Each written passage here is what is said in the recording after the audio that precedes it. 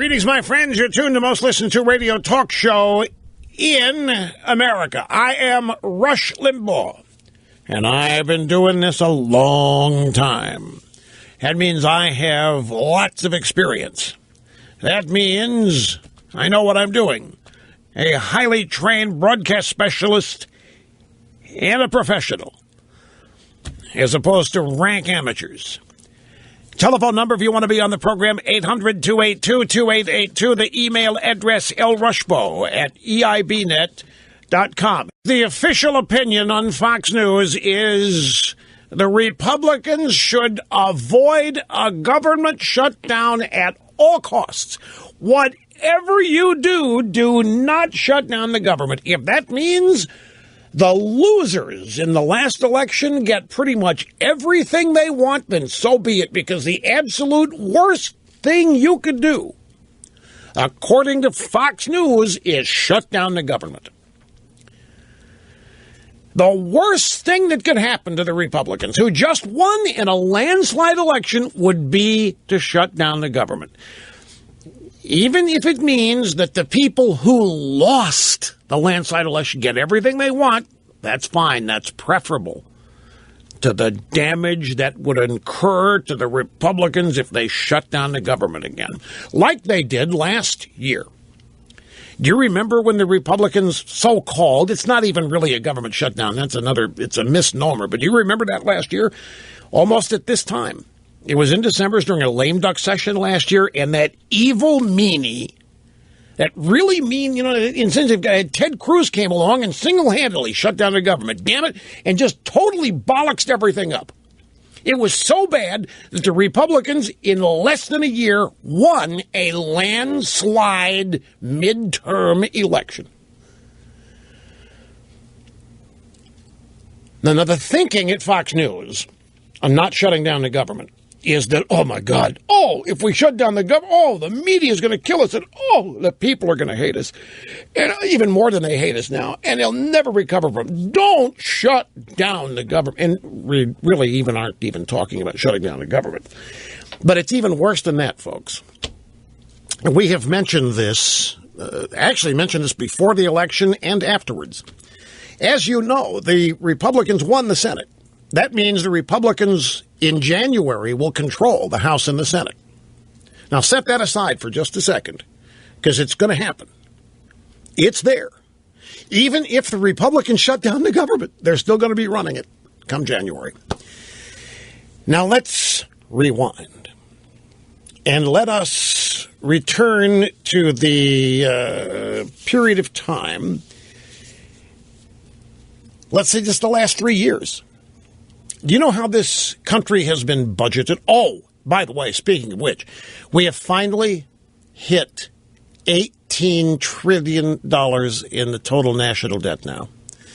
And do you realize that 70% of that has occurred in the last 6 years?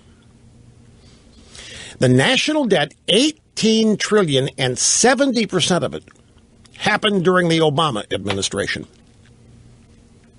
And how has it happened? Well, one of the ways it's happened is we haven't had budgets, because the Democrats ran the Senate. And the Democrats did not want to submit a budget every year, which would lay out their agenda, because they would not win elections if people knew what they were doing. And the budget is a pretty good indication of your agenda. So instead, we funded our budget in our country with something called continuing resolutions. And every period of time, say 45 days or 90 days, we would have to have a meeting between the House and Senate Republicans, Democrats, and come up with a stopgap spending bill for yet another 90 days. And every 90 days, there was a threat of a government shutdown. The Democrats would concoct something the Republicans couldn't support, and they would run around saying the Republicans should shut down the government. This would cause the Republicans to agree with everything the Democrats wanted, because the Republicans never we had to shut down in 1995, and oh my God, was it a disaster. Oh my God, do you remember? Oh gee, the government shut down in 1990. Oh, it was worse than Goldwater losing in 64. Oh, it was so bad we shut down. Oh my God, we've never recovered from it. So they think. So the alternative is to shutting down the government is the Democrats get everything they want. And the Democrats have gotten everything they want. They've gotten Obamacare, they got gay marriage, they've got amnesty, they got everything they want. Continuing resolutions, right? So we got to stop this, do we not? And the American people don't want any more of it. The American people so much don't want any more of it that they shellacked the Democrats with a landslide defeat 3 weeks ago. Is it 4 weeks ago? Whatever, November, whatever, the election day, not long ago, the Democrats got shellacked. The American people clearly do not want this budget, this country run by the Democrats anymore. They're fed up with it. They're tired of it. They want this stuff stopped. So what the Republicans are going to do is keep doing it. Let's go back to my undeniable fact that the Republicans are going to run the government in January. They're going to run the Senate. They're going to run the House. The Democrats, they're not going to have 60 votes in the Senate, but they're going to run the place. You know what the Republicans are doing right now? Fox News is telling them not to shut down the government. It would be the absolute worst. Oh, my God, it would be disaster. Shut down the government. Oh, you realize what the media will say about it? Oh, my God, the people of this country want the government so bad. The people of this country love the government. You can't shut down the government. Oh, my God, the people. Oh, it'd be horrible. Don't. Never mind the fact the Republicans won a landslide election not 10 months after they shut down the government the last time. But we're not supposed to remember that. Now, you would think, after the people have spoken, landslide defeat Democrats, $18 trillion national debt, everything Obama and the Democrats have wanted, the American people have said stop it, you would think that the Republicans would just do a short order budget bill to get us through, say, January or February. Just another short little continuing resolution. And then, in January, February, when they run the House and the Senate, then they do a budget that is responsible. Doesn't that make imminent sense, ladies and gentlemen? That's not what they're going to do. The Republicans are going to agree with the Democrats. If this holds, and we've been talking about it since before the election, and it's still out there as a viable possibility, the Republicans have decided to sit down with Harry Reid and whoever else and do the entire budget for the remaining fiscal year, which would be through next September 30th, this month. Thereby, the Republicans are guaranteed to run the House and Senate for at least the next 2 years. And if they do this, if they agree to a full omnibus budget on the Democrats' terms, obviously. The Democrats still run the Senate right now. So if they do a budget deal right now with the Democrats still running the show, it's going to be a Democrat budget all the way through next September. The Republicans have just thrown away one of the 2 years they're guaranteed to have power. Does any of that make any sense to you? You've just won the Senate to go with the House. You're coming up on 2 years of control over the House and Senate, 2 years where you control the budget, 2 years where you have the veto power over nomination, all kinds of stuff. The American people elected you to stop what's going on.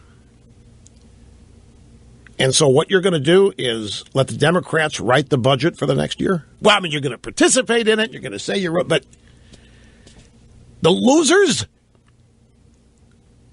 I guess this is what it means to cross the aisle and work together and compromise. Is that what this means?